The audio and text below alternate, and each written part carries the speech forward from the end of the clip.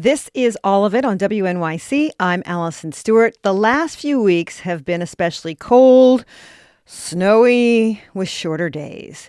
That means a lot of time spent indoors. This time of the year can feel, I think the technical term is bleh. For some, that shift can bring on seasonal depression, also known as seasonal affective disorder. Today, we're talking about what causes it, how it affects our mood and our energy, and most importantly, practical ways to cope.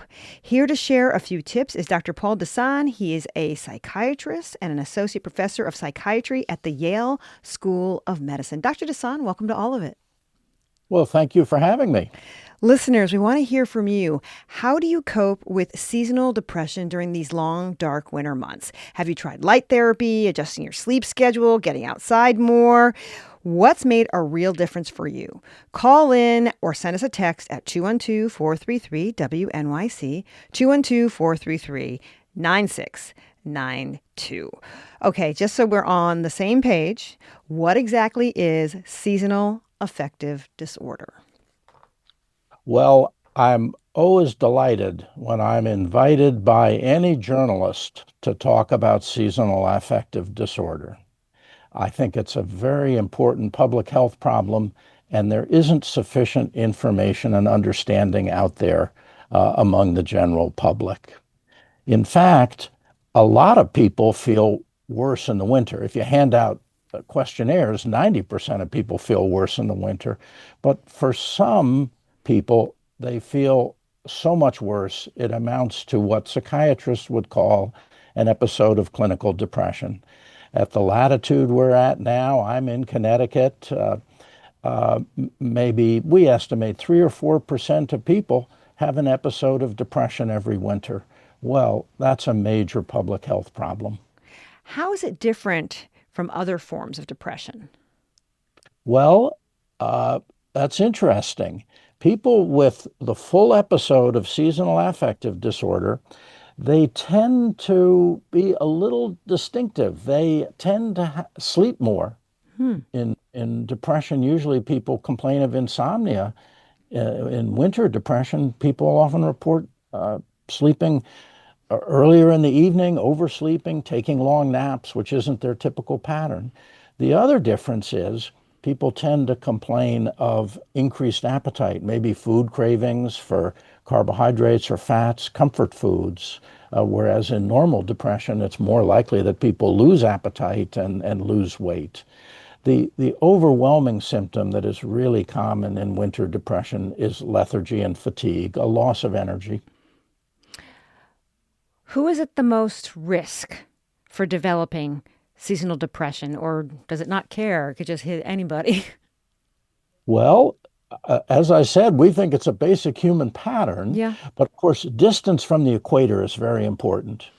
Here at our latitude, as I said, we think people with the actual full syndrome is 3 or 4%. If you go further north to Maine or Canada, a lot of our research we've done in Northern Europe because the incidence is higher. The further you are from the equator, the more likely you are to have a seasonal effect. It's the light-dark cycle, we think, that controls how human mood reacts in the winter. It's The interesting. other factor is gender. Gender. And women are much more sensitive to the effect of season, just in the population at large, if you hand out questionnaires to unselected people. And women are 3 times more likely to have seasonal affective disorder. Moreover, women who have seasonal affective disorder are more likely to have premenstrual mood changes, and women who have premenstrual mood changes are more likely to have seasonal affective disorder. For some reason that we don't understand, women seem to be more susceptible. I was curious about, many cultures have longer days than we do, right?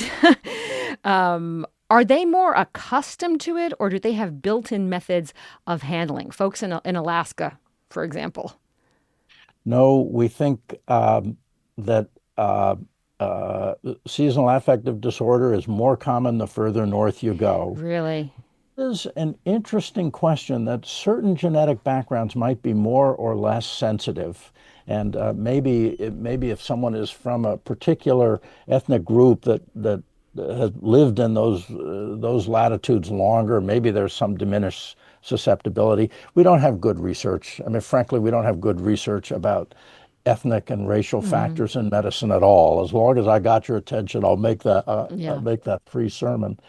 Um, Amen. but no, I think even the polar explorers talked about the horror of being in darkness for half the year and how they felt reborn when the sun returned. Can seasonal affective disorder vary from year to year?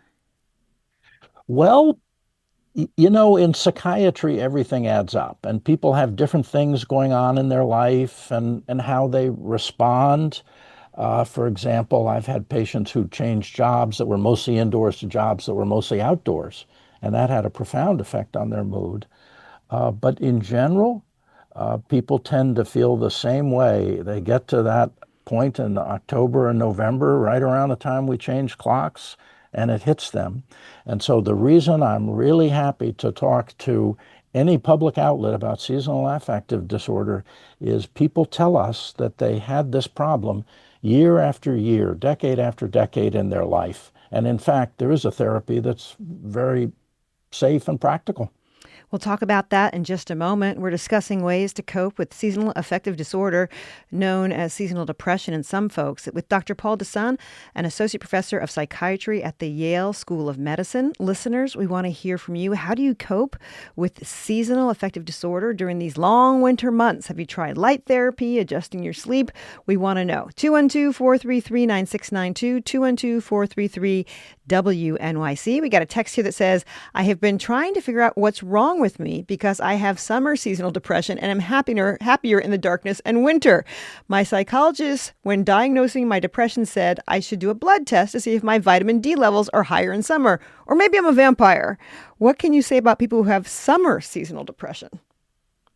Well, summer seasonal affective disorder is much rarer, but it's very real. And it hasn't been nearly as much researched as winter seasonal affective disorder because it's harder to get the patients. They're simply rarer. But absolutely, I would like that person to pursue psychiatric care, Mm. and it's not in your head. Some people really do have an inverted kind of seasonal rhythm and really are more susceptible to the onset of depression in the spring and the summer. Let's talk to Amy, who's calling in from Princeton. Hi, Amy. Thank you so much for taking the time to call. All of it. You're on the air. Hi, great topic. I have a lifetime experience with this. I grew up in California, closer to the equator, lived most of my life in New York City with, of course, the bright lights at night. And I've been living in the country for past 2 decades. The person who said about the summer seasonal affective disorder, I really relate to.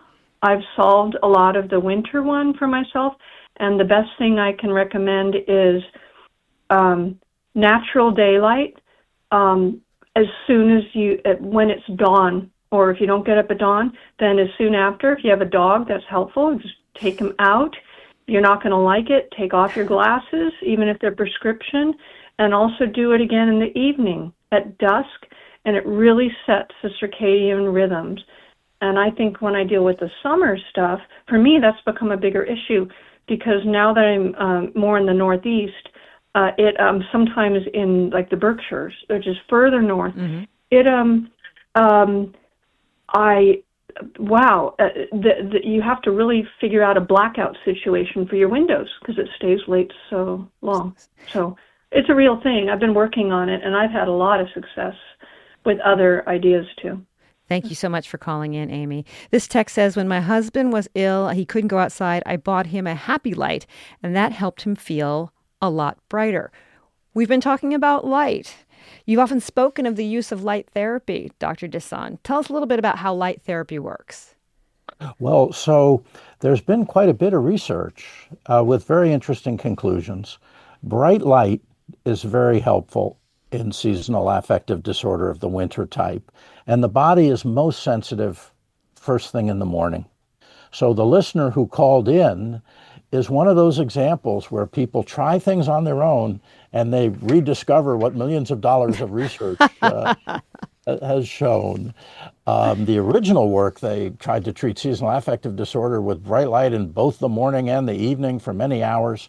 Turns out that works. That turns the winter light dark cycle into the summer light dark cycle, but you don't have to do that. We think the consensus of experts shows that a half an hour of bright light, 10,000 lux, first thing in the morning, as the caller mentioned, you want to be as early as possible, certainly before 8 a.m. That fixes the vast majority of people with seasonal affective disorder of the winter type. So you should do this in the morning. How about in the evening? Well, you can do it in the evening. Light is probably helpful to you anytime. Sometimes when you do it in the evening, that interferes with sleep. And the research really suggests that minute for minute, the exposure in the morning is more likely to be therapeutic. I'm not going to say we have patients who do light all day or do light only in the evening, but for the initial therapy, I think you should try the thing that research has suggested is the most potent, and that's exposure to bright light. Now, you really want a proper device. You want a device that will give you 10,000 lux. Lux is a measure of how bright light appears to the human eye. And that's like being outdoors in July at midday. So you really want a device that's large and bright. If you go to Amazon, you're going to get some devices that are kind of marginal, a little small and a little dim. They won't really give you a convenient 10,000 lux. Now, if I'm telling you to sit in front of this for 30 minutes every morning, you want a comfortable kind of therapy you can really incorporate into your life. We are discussing ways to cope with seasonal affective disorder with Dr. Paul Desan, Associate Professor of Psychiatry at Yale School of Medicine. We'll have more of your calls and more with Dr. Desan after a quick break. This is All of It.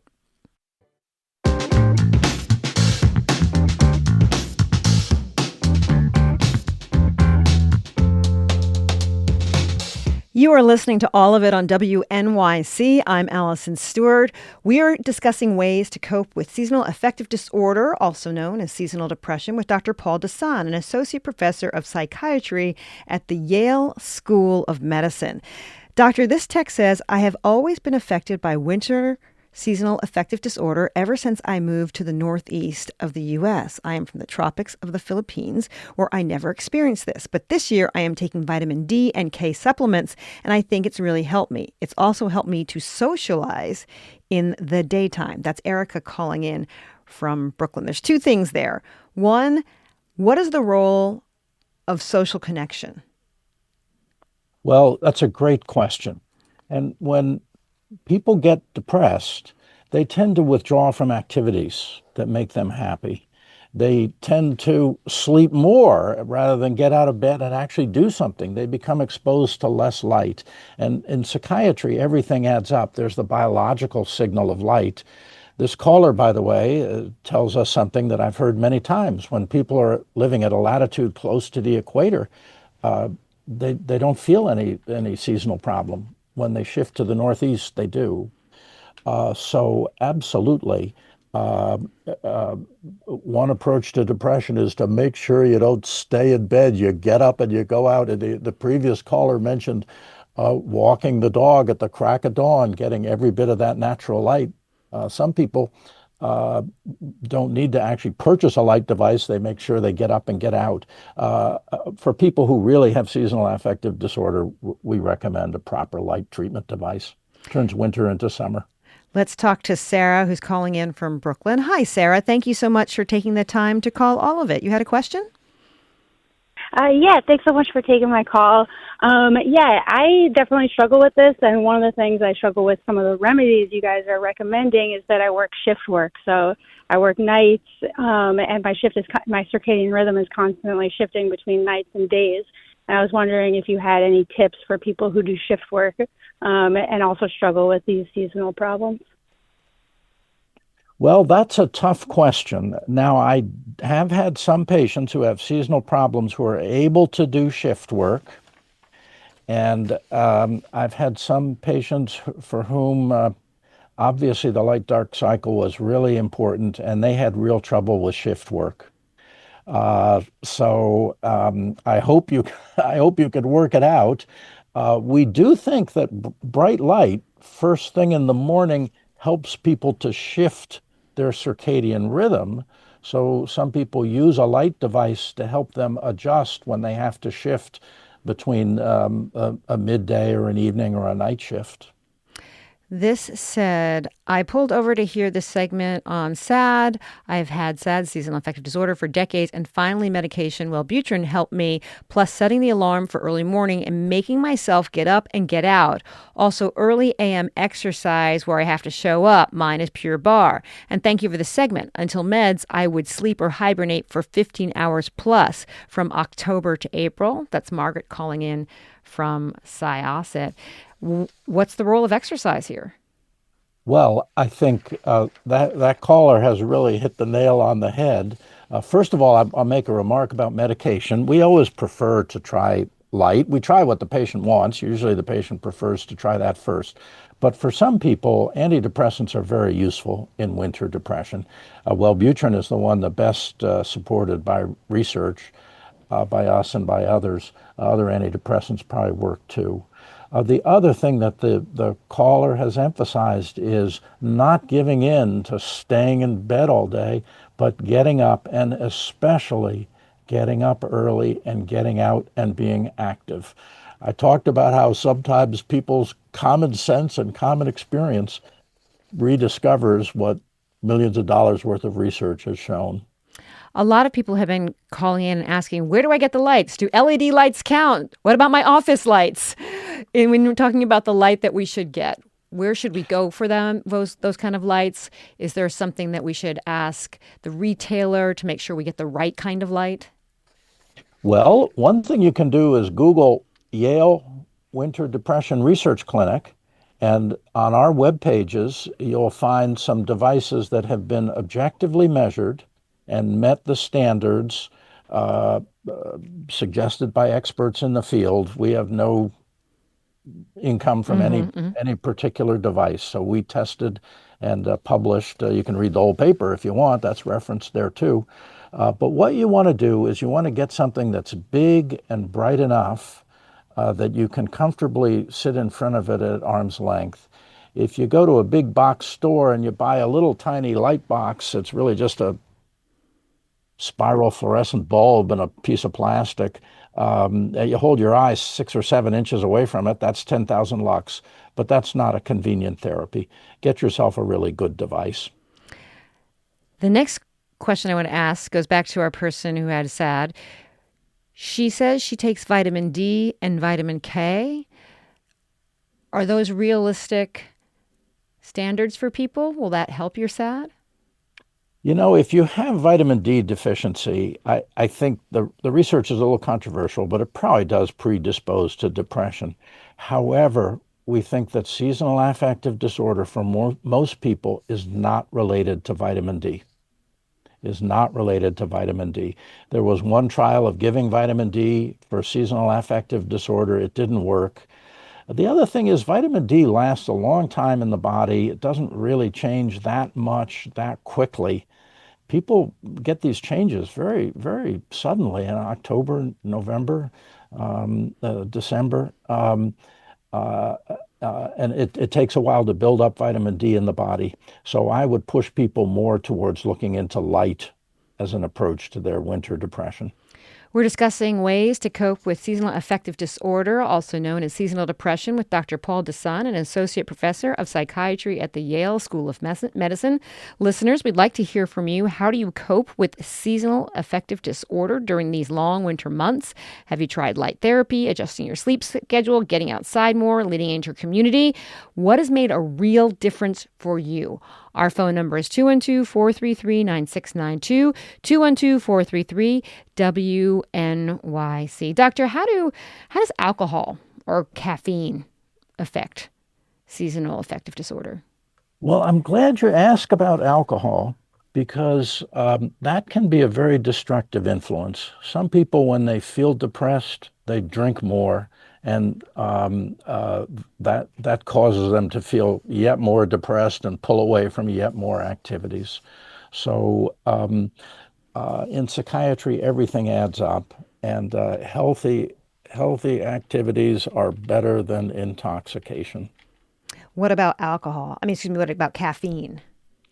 Well, I do think some of our patients in the winter, not only do they drink more, but they also use more caffeine in an effort to wake up. And there's a diminishing return. You're much better off treating the underlying condition with light than trying to take a stimulant that will temporarily wake you up. I mean, I like coffee, so I'm not gonna be too critical here, but uh, uh, but if you really have a serious problem, go for the light treatment. Let's talk to Maria, who's calling in from Manhattan. Hi, Maria. Thanks for calling all of it. Hi, thank you. I'm interested in the connection between seasonal affective disorder and ADHD. I've always had a really bad seasonal affective disorder, like to the extent where in the summer, even if it's like a rainy day, I'll feel it. And light therapy has just never worked for me. One, like my circadian rhythm, because of the ADHD, is so late anyway. I tend to be a night owl. But I hate the feeling of sitting close to those lights. And there's just, like, for me, the only ways that I've been able to cope are travel. And then, like, when it snows, I make sure to get outside because that's the only time it's bright enough. So. Yeah, so you can have the greatest therapy in the world, but if it doesn't fit into somebody's lifestyle, it's not going to work. And so if you don't like sitting in front of a light, well, maybe I will push you to get up and enjoy natural light, being active early in the morning. The experience you're having of feeling worse, even in overcast days during the summer, that's very diagnostic. Many of our patients with seasonal affective disorder, especially more severe variants, they're sensitive even to a run of a few dark days. And let's talk to Boom in Lakewood. Hi, Boom. Thanks for calling all of it. Is Boom? Oh, Boom has dropped. I did have a question. If someone is listening to this and they're really kind of in the thick of it, like they really have this depression, what are 3 things that they can do so that tomorrow can be a better day? Well, I think everyone has things that sustain them, and very often that's our friends. And in winter, people tend to hibernate. Let's get out there and let's do the things that really are going to sustain you. Um, uh, I guess a couple people have talked about getting up in the morning and getting exposed to light. Well, you may not quite be able to buy a light device, but let's not give in to sleeping 15 hours a day. Let's see if we can get you active again. And then finally, I do want you to get as much light as you can, even if you're not using a medical grade light device. Are the lights fully on in your place of work? We do have some people that treat their seasonal affective disorder successfully just by having a bright light next to them during the day. It's probably several hours worth of not quite as bright light compared to a half an hour of very bright light. It's a trade-off.